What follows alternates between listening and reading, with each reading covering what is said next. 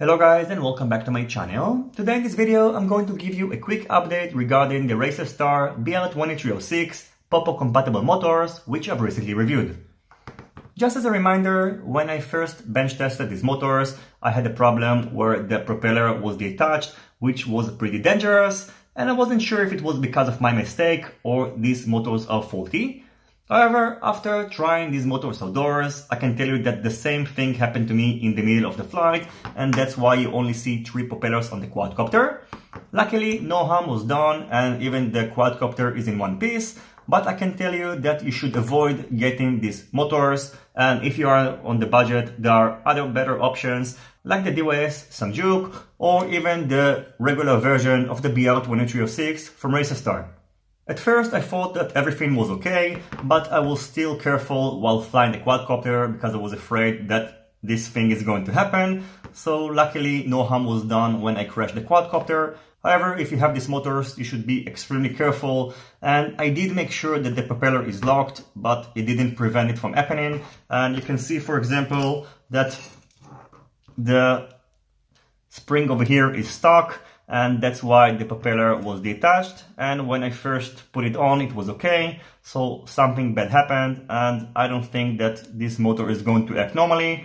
So I'm going to get rid of these motors and use other motors instead. And I also told Racerstar about this issue, and hopefully they're going to take care of it.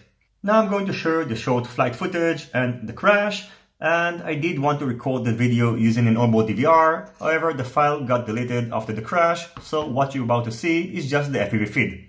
As always, if you have any questions about these motors or which budget-friendly motors you should get, feel free to ask it in the comment section down below. Don't forget to leave a thumbs up if you like this video, and consider subscribing to my channel and hitting the notification bell if you're not already subscribed.